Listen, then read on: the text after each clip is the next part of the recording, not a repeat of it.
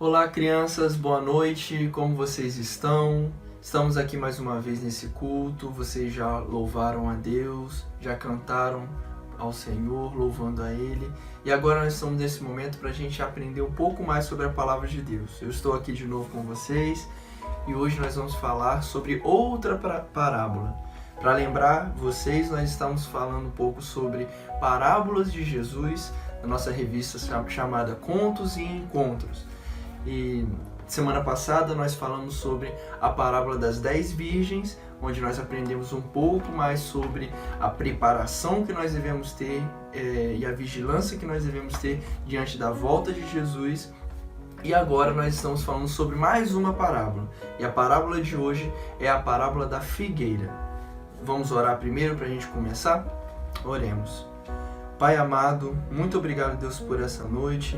Muito obrigado pela oportunidade que nós temos, por meio da Tua Palavra, de aprendermos mais sobre o Senhor, sobre o Teu reino, sobre o Teu amor por nós.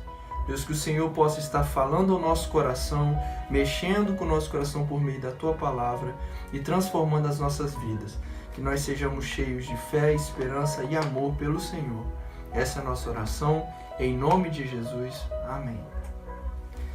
Então, hoje nós vamos falar sobre a parábola da figueira. E eu quero abrir a Bíblia em Mateus capítulo 24, versículo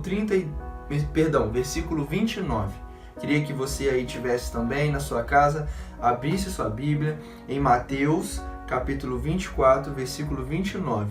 É o primeiro evangelho, o primeiro livro do Novo Testamento, que é a segunda parte da Bíblia.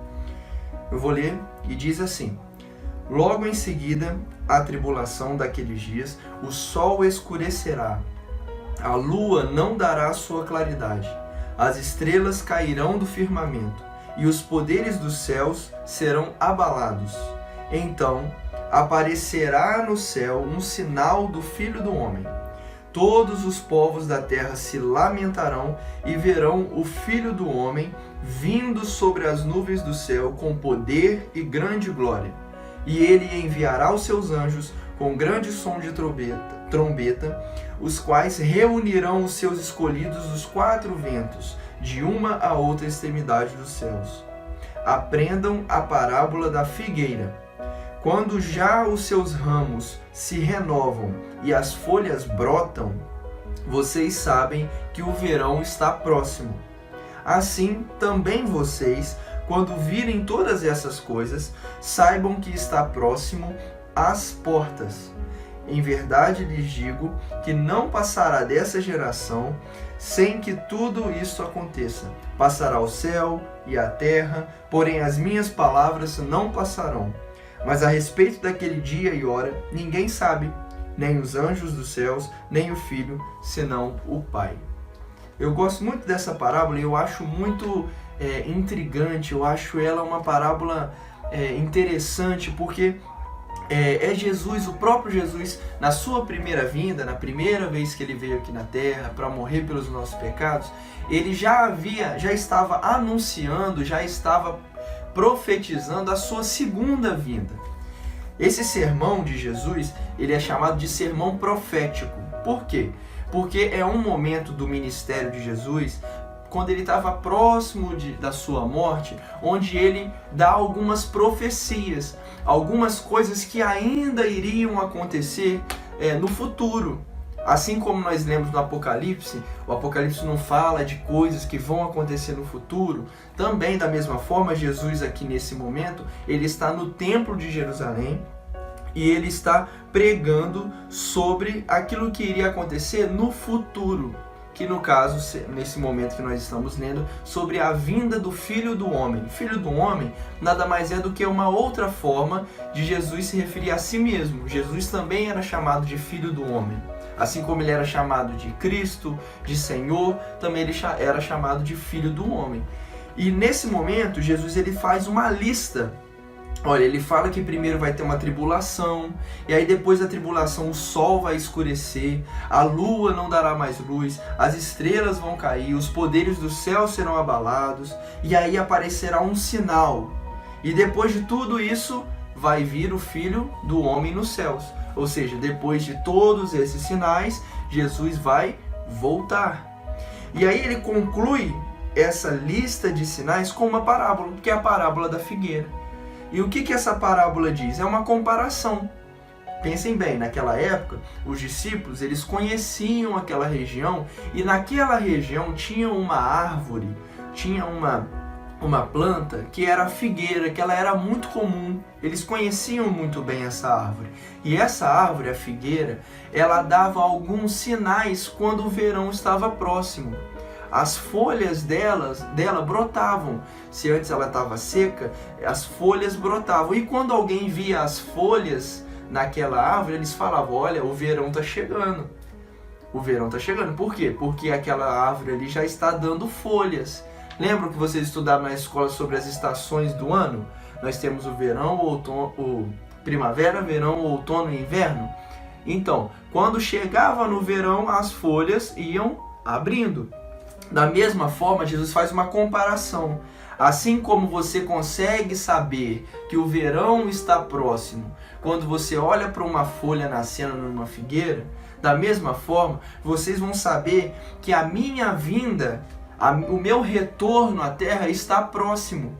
Por quê? Porque os sinais vão poder serem vistos. Mas o que isso tem a ver conosco? Se vocês repararem, abrirem aí no canal da igreja, assim como vocês estão ouvindo esse vídeo, participando desse culto dos juniores, também os adultos têm o culto deles. E no culto dos adultos pela manhã, no domingo, nós estamos estudando sobre a grande história. E nessa grande história, existem alguns atos, existem algumas partes dessa história. A primeira parte da história é a criação. Depois vem a queda, depois vem a redenção e no final vem a consumação. Essa história é a nossa história, é a história que a Bíblia nos conta, é a história da humanidade.